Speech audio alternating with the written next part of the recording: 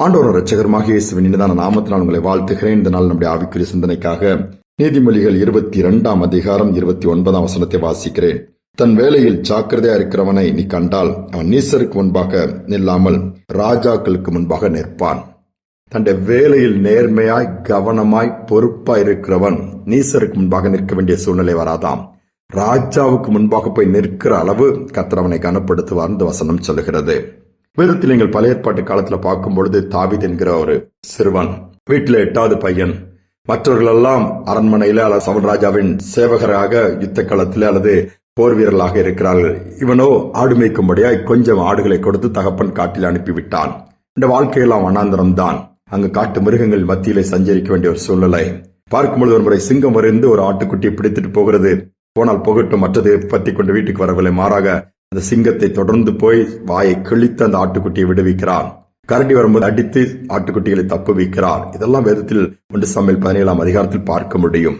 பாருங்கள், கொடுத்த பொறுப்பு, கொடுத்த அந்த ஆடு மேய்க்கிற அந்த சிறு தொழில தாவீது என்கிற இந்த சிறுவன் உண்மையாய் பார்த்தான். கர்த்தர் அதை பார்த்தார். அவனுடைய தகப்பன் மற்றவர்கள் பார்த்தார்களோ இல்லையோ, கர்த்தர் பார்த்தார். அடுத்து நடந்தது என்ன? விசேஷமான கிருபையை தாவீதுக்கு தான் கொடுத்தார். அவனை அபிஷேகம் பண்ணி ராஜாவுக்கு முன்பாக மட்டுமல்ல, ராஜாவாகவே கர்த்தர் மாற்றினார். எவ்வளவு பெரிய ஒரு மேன்மையான ஒரு நன்மை ஆண்டவர் வச்சிருக்கிறார். ஆசீர்வாதங்களை யாருக்கு எப்போ நம்முடைய வேலையில ஜாக்கிரதையாய் உண்மையாய் நம்ம கொடுக்கப்பட்ட பொறுப்பை கர்த்தர் பார்க்கிறார். மற்றவர்கள் பார்க்கிறார்களோ இல்லையோ, நமக்கும் தெரியும் நம்ம எப்படி வேலை செய்யறோம்ட்டு. அதுல நேர்மையா திருப்தியா நல்லபடியா செய்யறோமா? இல்ல ஏதோ கண் துடைப்புக்கு சொல்லி அப்படி பண்ணிட்டு சம்பளத்துக்காக செய்துட்டு போறோமா? இல்லை. கொடுத்த பொறுப்பு ஊழியமாக இருக்கலாம், உண்மையாக செய்கிறோமா? மற்ற பணிகளாக இருக்கலாம், உண்மையாக செய்கிறோமா? கர்த்தர் பார்க்கிறார்.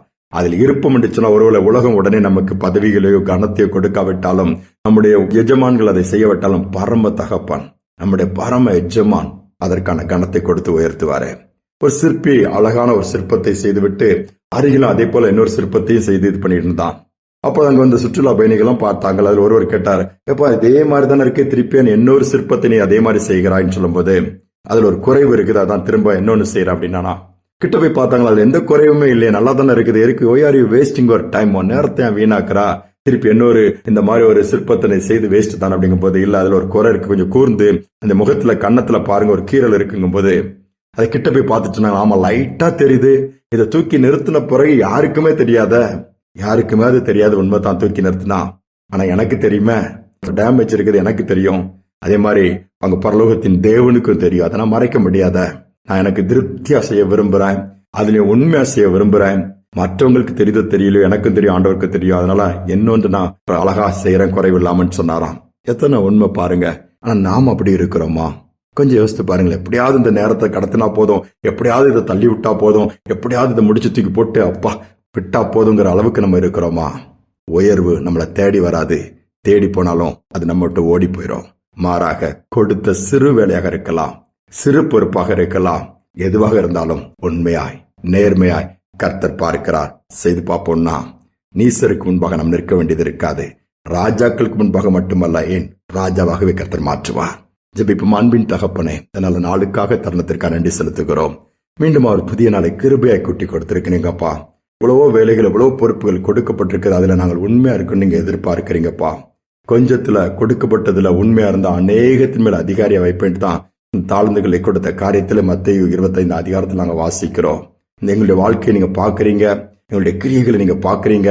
எங்களுக்கும் தெரியும்ப்பா, மற்றவர்கள் பார்க்கிறார்களோ பார்க்கவில்லையோ, நாங்கள் எல்லாவற்றிலும் நேர்மையாய் உண்மையாய் அதுல ஒரு பூரணத்தோட ஒரு திருப்தியோடு அந்த பணிகளை செய்ய உதவி செய்யுங்க. அந்த கிருபையை கேட்கிற ஒவ்வொருவருக்கும் உண்டாகட்டும் அப்பா. எங்களுக்கு அப்படிப்பட்ட சிந்தையை உண்டாக்குங்க. நீ தாவீதின் தேவன், தாவீதுக்கர்ல நிச்சயமான கிருபையில கேட்கிற ஒவ்வொருவருக்கும் கொடுத்து உற்சாகப்படுத்துங்க, தைரியப்படுத்துங்க.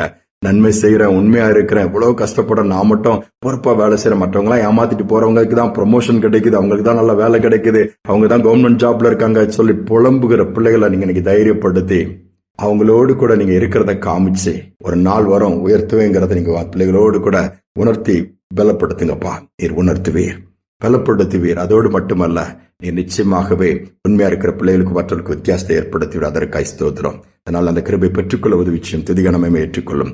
இயேசுவின் நாமத்தில் பிதாவே, ஆமேன், ஆமேன். நம்முடைய பணியில நேர்மையா இருப்போம்.